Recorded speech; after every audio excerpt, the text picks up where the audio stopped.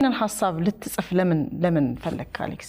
አሁን የሰው ልጅ ነፍስ ጥልቅ ነው ላለው እንደ ሰማይ ሩቅ እንደ ሰማይ ጥልቅ ነው ብዬ አስባለሁ።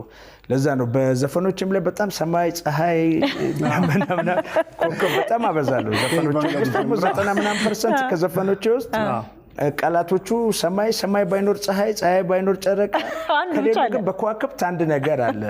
እንደውም ብዙ ጊዜ ጉም አልወድም ነበር፣ አንድ ቦታ ጉምም አግኝቼ አውቃለሁ። እና የሰው ልጅ ነፍስ ጥልቅ ነው ማለት ወደ ውጪ የምናየውን ነገር በትልቁ የምናገኘው ወደ ውስጣችን ስንመለከት ነው።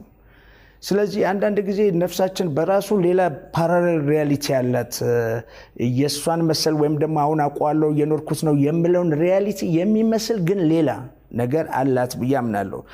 ፓራሌል ዩኒቨርስን ምናምን ለማግኘት ወደ ሌላ ፓራሌል እርዝን ለማግኘት ወደ ሌላው ነገር ከምንሄድ እዛው ነፍሱ ውስጥ እነሱ ነገሮች እናገኛለን። ፍለጋችንን ወደ ውስጣችን ስናደርግ እናመጣዋለን።